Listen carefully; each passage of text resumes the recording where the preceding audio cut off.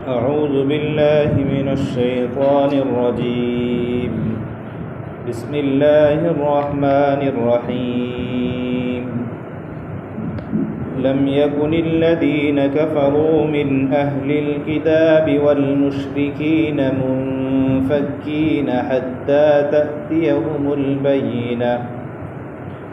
رسول من الله يتلو صحفا مطهرة فيها كتب قيمة. وما تفرق الذين أوتوا الكتاب إلا من بعد ما جاءتهم البينة. وما أمروا إلا ليعبدوا الله مخلصين له الدين حنفاء ويقيموا الصلاة ويؤتوا الزكاة وذلك دين القيمة.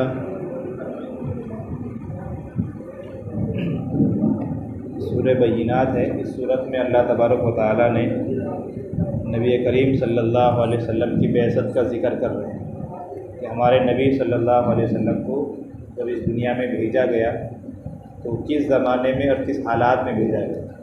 ہم تمام کا عقیدہ ہے، ہم تمام مانتے ہیں کہ نبی آخر الزماں صلی اللہ علیہ وسلم مخلوقات میں سب سے افضل ہیں، انبیاء میں سب سے افضل ہیں، افضل الخلائق ہیں، اور آپ کا درجہ سب سے زیادہ بڑھا ہوا ہے. سوال یہ ہے جب اتنے بڑے نبی ہیں تو ان کو سب سے آخر میں کیوں بھیجا؟ شروع میں ہی بھیج دیتے. تو اس کا جواب دیا جا رہا ہے کہ دیکھیے پہلے گمراہی کم تھی تو اللہ تبارک و تعالیٰ نے گویا کہ ستاروں سے کام لیے، چھوٹے چھوٹے انبیاء کو بھیجے، اور جب گمراہی بہت ہی زیادہ پھیل گئی، ہر طرف اللہ کی نافرمانیاں ہونے لگی، پوری زمین گمراہی سے اور گمراہ کرنے والے لوگوں سے بھر گئی، تو اب آخر میں اللہ تعالیٰ نے سب سے بڑے اور سب سے اہم رسول کو بھیجا. اسی کی طرف اشارہ ہے. اللہ فرماتے ہیں لم یکن الذین کفروا من اہل الکتاب والمشرکین منفکین حتی تأتیہم البینہ، کہ اہل کتاب اور مشرکین میں سے جن لوگوں نے انکار کیا، دین اسلام کا انکار کیا، یہ لوگ اپنے دھرم سے ہٹنے والے نہیں تھے یہاں تک کہ ان کے پاس بینہ آ جائے، یہاں تک کہ ان کے پاس روشن دلیل آ جائے. کیا ہے وہ روشن دلیل؟ رسول من اللہ یتلو صحفا مطہرہ فیہا کتب قیمہ، یعنی اللہ کا ایک رسول جو پاکیزہ صورتوں کو پڑھے، فیہا کتب القیمہ، اور جن صورتوں میں یا جن صحائف میں قیمتی مضامین ہیں. اللہ تعالیٰ کہہ رہے ہیں کہ دنیا میں ہر طرف سرکشی اور نافرمانی پھیل گئی، اور اس قدر نافرمانی پھیل گئی کہ اب ضرورت تھی کہ اللہ تعالیٰ اپنے ایک نبی کو بھیجے جو ان لوگوں کو قرآن کریم کی تلاوت کر کے سنائے، اور جس قرآن میں قیمتی مضامین ہے، یعنی زندگی گزارنے کے اصول بتلائے گئے ہیں. اور ایسی حالت پیش آ گئی. اور یہ کون لوگ تھے؟ اہل کتاب بھی تھے اور مشرکین بھی تھے. ہم تمام کو معلوم ہے کہ جب نبی صلی اللہ علیہ وسلم اس دنیا میں تشریف لائے ہیں تو آپ کے دو قسم کے لوگ آپ کے مخاطب تھے اس زمانے میں. مکہ میں جو لوگ تھے وہ بت پرستی میں مبتلا تھے، مشرک تھے، اللہ کے ساتھ دوسروں کو شریک کرتے تھے. کفار مکہ اللہ کو مانتے تو تھے لیکن وہ بتوں کو بھی گویا کہ خدا کا درجہ دیتے تھے. جو درجہ خدا کا دیتے تھے وہی درجہ بتوں کا، مشرکین تھے. اور دوسرے اس زمانے میں تھے مدینہ کے اندر جو اہل کتاب تھے، جو آسمانی مذاہب کو ماننے والے تھے، یعنی یہود و نصارہ. تو یہی دو لوگ تھے، اور ان دونوں لوگوں کی گویا کہ اس صورت میں حالت بیان کی جا رہی کہ یہ لوگ گمراہی میں اس قدر آگے بڑھ چکے تھے، دین حق سے اس قدر ہٹ چکے تھے کہ اب ضرورت پیش آ گئی تھی کہ اللہ تبارک و تعالیٰ ایک بینہ نازل کرے. اللہ کا بینہ یعنی اللہ کی جانب سے ایک روشن دلیل آ جائے. اور کیا روشن دلیل؟ تو وہی رسول من اللہ، کہ اللہ کا ایک رسول. اور مراد ہمارے نبی صلی اللہ علیہ وسلم ہے کہ آپ جو تمام انبیاء کے سب سے بڑے نبی ہیں، سب سے اشرف، سب سے افضل اور سب سے افضل انسان ہیں. آپ کی بعثت کا گویا کہ زمانہ آ گیا. آپ ہی ہیں جو ان لوگوں کو گویا کہ راہ راست پر لا سکتے ہیں. اور ہمارے نبی کی بعثت ہوئی اور چند کفار سے لڑائی ہوئی، کچھ لوگ مارے گئے، باقی اکثر جو کفار مکہ تھے ان میں سے اکثر لوگوں نے اسلام قبول کیا ہے. لیکن یہ اہل کتاب جو تھے، جو یہود و نصارہ تھے اس زمانے کے اہل کتاب، ان لوگوں نے ہر دھرمی کی ضد کی اور حسد جلن کا اظہار کیا، اور ان میں سے کچھ ہی لوگ ایمان لائے، اکثر لوگ دین سے دور ہی رہے. اسی کو آگے اللہ فرماتے ہیں وما تفرق الذين اوتوا الكتاب الا من بعد ما جاءتهم البينة، اور جن لوگوں کو کتاب دی گئی تھی ان لوگوں نے تفرقہ نہیں کیا بعد اس کے کہ ان کے پاس بینہ آ چکا.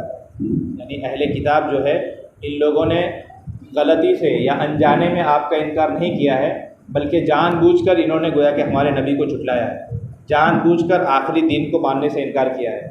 ان کی کتابوں میں بھی نبی صلی اللہ علیہ وسلم کی بشارتیں تھیں. قرآن میں ایک جگہ یہاں تک ہے کہ جس طرح باپ اپنے چھوٹے بچے کو پہچانتا ہے، باپ اپنے چھوٹے بچے کو پہچانتا ہے، اسی طرح اتنی علامتیں آخری نبی کی بتلائی گئی تھی کہ یہ لوگ اپنی کتاب کی روشنی میں آخری نبی کو اس طرح پہچانتے تھے. اس لیے آپ نے دیکھا کہ بچپن میں آپ صلی اللہ علیہ وسلم کا جو سفر ہوا ہے، بحیرہ راہب نے اسی لیے تو آپ کو پہچان لیا تھا، حالانکہ آپ اس وقت چھوٹے ہی تھے، نبوت کو بھی نہیں پہنچے تھے، پھر بھی پہچان لیا تھا وہ ان علامات کی وجہ سے ہی. اس طرح باپ اپنے چھوٹے بچے کو پہچان لیتا ہے کہ بچے کی ساری حرکت و نقل باپ کے سامنے ہوتی ہے، حتیٰ کہ بچے کے جسم میں کہیں اگر داغ ہے تو بھی باپ کو پتہ ہوتا ہے کہ میرے بیٹے کے پیٹھ میں یہ فلاں داغ ہے، یا ہاتھ جو ہے وہ اس طرح ہے، آنکھیں اس کی اس طرح کی ہیں. تو جس طرح باپ اپنے چھوٹے بچے کو پہچانتا ہے تو یہ اہل کتاب ہمارے نبی کو اس طرح اپنی علامتوں سے پہچانتے تھے. لیکن اس کے باوجود ضد اور ہٹ دھرمی کی وجہ سے، بغض اور عداوت کی وجہ سے اور حسد کی وجہ سے یہ گویا کہ انکار کرتے تھے. تو اللہ وہی فرماتے ہیں کہ یہ لوگ جو انکار کر رہے ہیں، انکار کی ان کے پاس کوئی دلیل نہیں ہے سوائے حسد کی. اور حسد یہی کہ بنی اسرائیل میں جتنے یہودیوں میں یا نصرانیوں میں جتنے نبی ہیں جن کو یہ لوگ مانتے ہیں بنی اسرائیل، ان کا کہنا یہ تھا کہ حضرت ابراہیم علیہ السلام کی 2 اولاد ہیں، اسحاق اور حضرت اسماعیل. تو بنی اسرائیل کے جتنے انبیاء ہیں سب حضرت اسحاق کی نسل سے ہیں، لیکن آخری نبی یہ حضرت اسماعیل کی نسل سے کیوں آ گئے؟ گویا کہ اللہ تعالیٰ کے اس فیصلے پر ان کو اعتراض تھا. تو انکار کی اصل اہل کتاب جو انکار کرتے تھے، جو مسلمان نہیں ہوئے، آپ کی عداوت میں اور آپ کی دشمنی میں یہ لوگ اتر آئے، اس کی وجہ یہ حد درمی ہی ہے.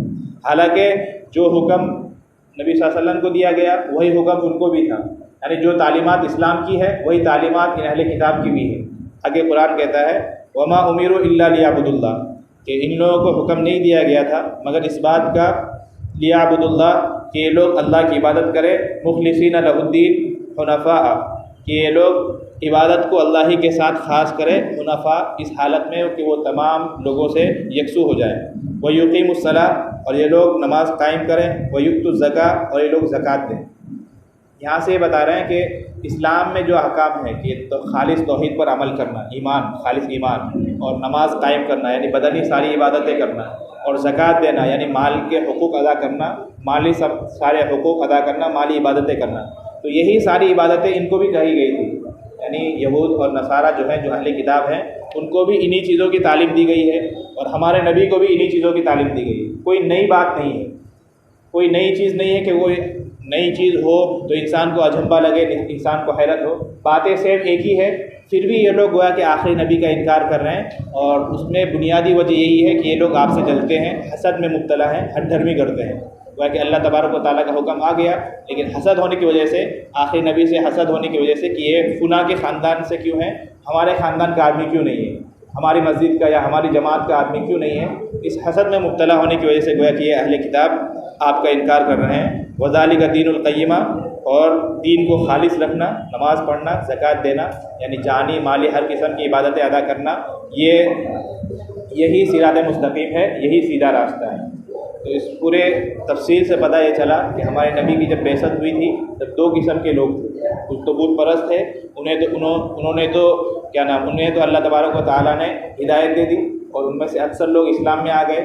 لیکن کچھ لوگ اہل کتاب تھے، یہ حالانکہ اسلام کی تعلیمات ان کی تعلیمات سے یکساں ملتی جلتی ہے، پھر بھی ان لوگوں نے گویا کہ ہٹ ڈرمی کی اور ضد کی اور کفر اور اپنے حسد کی وجہ سے انہوں نے نبی صلی اللہ علیہ وسلم کا انکار کیا، اور اس انکار کرنے کی وجہ سے وہ ہمیشہ کی گمراہی میں پڑ گئے. تو اسی بات کو اس صورت کے شروع میں بیان کیا ہے.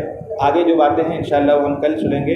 ہمارے لیے اس سبق میں اس پورے تفصیل کا خلاصہ یہ ہے کہ اگر کوئی حق بات ہمارے سامنے آ جائے تو ہمیں ضد نہیں کرنا چاہیے، ہمیں اسے اپنی عزت کا مسئلہ نہیں بنا لینا چاہیے. حق بات چاہے چھوٹا آدمی کہے چاہے بڑا آدمی کہے، چاہے اپنے سے حیثیت میں نیچے جو آدمی ہو وہ کہے یا اپنے سے حیثیت میں اونچا آدمی ہو وہ کہے، چھوٹا آدمی کہے، بوڑھا کہے، بچہ کہے، کوئی بھی کہے، حق بات اگر ہے تو اسے ہمیں قبول کر لینا چاہیے. اپنے عزت کا مسئلہ کبھی نہیں بنانا چاہیے. اللہ تبارک و تعالیٰ خود فرماتے ہیں کہ جو آدمی اللہ کے لیے تواضع کرے گا، جھکے گا، اللہ تعالیٰ اس کو بلند کر دے گا. بظاہر حق بات قبول کرنے میں کبھی کبھی اپنے آپ کو جھکانا پڑتا ہے، کبھی محسوس ہوتا ہے کہ میں جھک رہا ہوں، میری عزت جا رہی ہے، لیکن عزت نہیں جاتی، بلکہ در حقیقت اللہ تعالیٰ سارے لوگوں کے دلوں میں محبت ڈال دیں گے اور آپ کی عزت بڑھ جائے گی، لوگ آپ کو قدر کی نگاہ سے دیکھیں گے۔ تو ہمیں گویا کہ یہی سبق دیا جا رہا ہے کہ اہل کتاب جن لوگوں نے حد درمی کی اور حسد میں مبتلا ہو گئے، ہمیں کبھی ایسا نہیں کرنا چاہیے، اور حق بات کو ہمیشہ قبول کرنا چاہیے اور اپنے دل کو حسد سے، کینہ سے پاک رکھنا چاہیے۔